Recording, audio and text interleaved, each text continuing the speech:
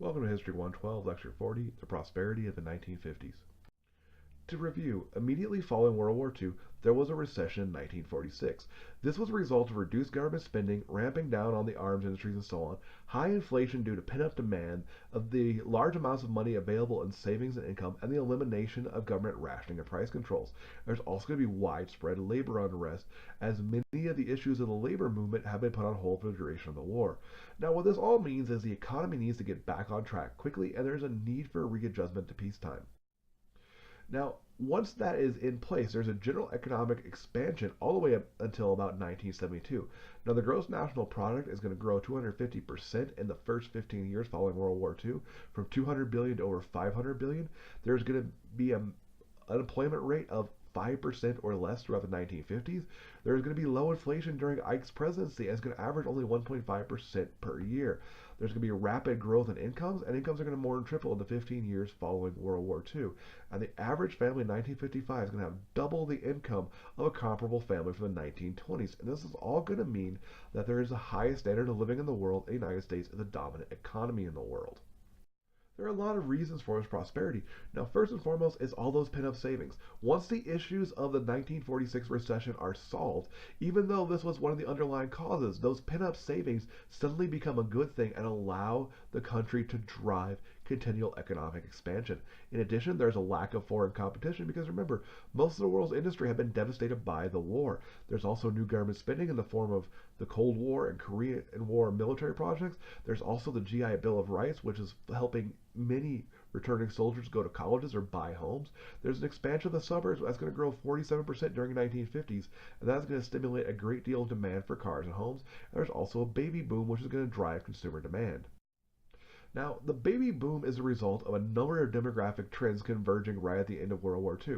First, there's a boom in new marriages, and the majority of these new marriages were resulting in the first pregnancy within 7 months. Most families are going to have at least two children, with significant numbers having three or four. And people who had gotten married during the war are going to see similar patterns once the husbands come back from Europe or Japan, as the case may be.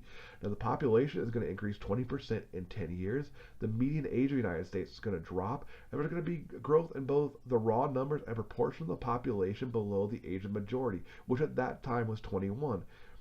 Now, this is going to have long-term consequences. 35% of American adults living today are baby boomers.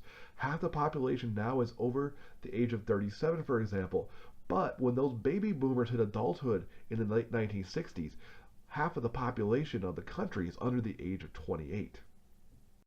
Now look at this another way. Here's the fertility rate of the United States. Now the fertility rate is the percentage of women between age 15 and 44 who are having children every year. As we can see in 1800, it's quite high, and we see it falling constantly all the way down until the Great Depression. And during the Great Depression, the number of births every year is falling down drastically because people simply can't afford children. But you see, once World War II is over, you see this shoot up all the way until the mid 1950s, where it starts to decline again, and we see it start to level off really around the late 1970s into the 80s and 90s, although there is a slight decline right at the end of the century. Now, what this all means is the country is quite young in the 1920s, but on average, the country is getting much older all the way through the end of World War II. And again, there's factors with the Great Depression that are causing people to put off having children and have less children. But once those factors are removed, all of a sudden, the age of the country on average starts to drop drastically. And by the mid 1960s, there's going to be a shift we'll talk about later that causes that trend to reverse, and the country, as we can see, is going to get much older as we get closer to the 21st century. Now, in the short term, this is all going to reaffirm traditional gender roles.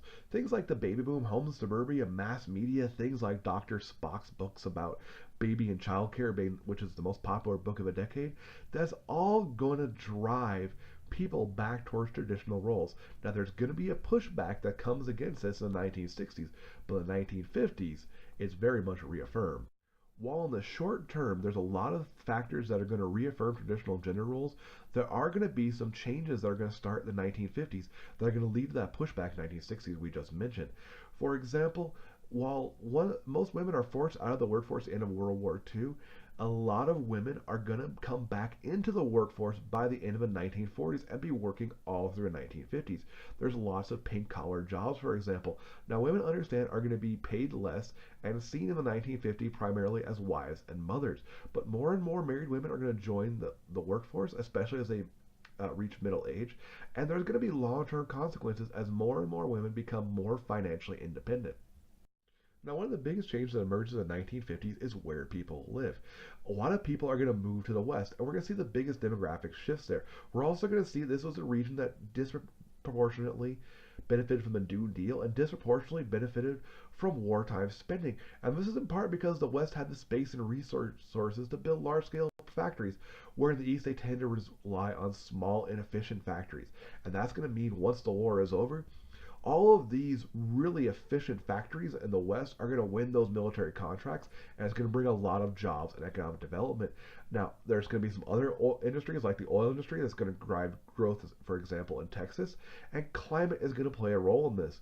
Now, the West is known as the Sun Belt. It is known as for having very mild winters, but it's also known for hot summers. But with refrigeration, air conditioning becoming commercially available, that means this is a much more attractive place for a lot of Americans to live, and there's a lot of jobs there to be had. So people are going to take advantage of that. Now here we have a map, and what we can see is the growth of the Sun Belt. While we can see that there's states growing all throughout the United States, what we see is California, Nevada, Arizona. These are states where growth is just jumping, and these, importantly, are also the states where all that military spending is going. And again, this is a warm climate, low taxes, low labor costs. Is a very attractive place for people to set up. Now, importantly, one of the things this has is it changes where Americans live, as we already mentioned. Now, if we look at the yellow dots and the green dots on this map, these are the 10 largest cities in the United States. Now, the yellow dots were there as the 10 largest in the year 1900. Now, the green dots are also the largest cities in 1900. Now, those green dots are still the largest cities in the United States 100 years later in the year 2000. But if you look, what happened with the blue dots? They're now all in the south and west of the United States. So you can see the country moves from basically living in the northeast to the southwest. Now, what's important is large numbers of Americans are moving to areas that are rapidly developing, and there's a lot of jobs there.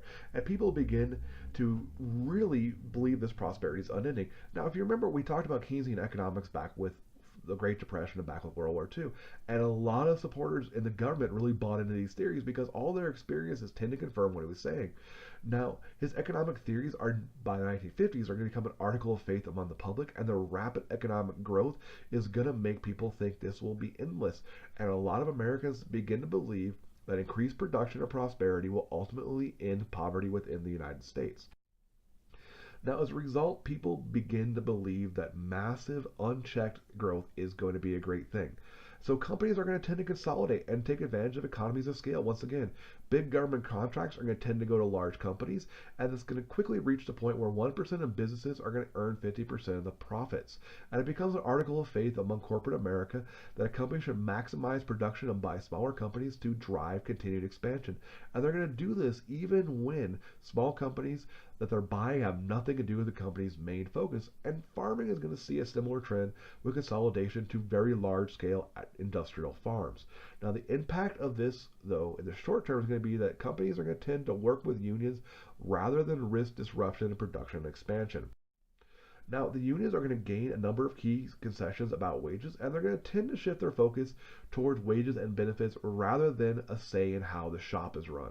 And they're going to tend to avoid a lot of issues about that and tend to move away from some of the old socialist goals. And remember, this is a time in America where socialism and communism are seen as negatives. So when the unions are moving towards wages and benefits, those are seen as areas that make sense, and they're giving up on a lot of the old socialist goals, so unions are going to become a little more respectable in mainstream America. They're also going to tend to consolidate, although they are going to become involved in some corruption scandals, especially the Teamsters, who are alleged to have a lot of mob connections.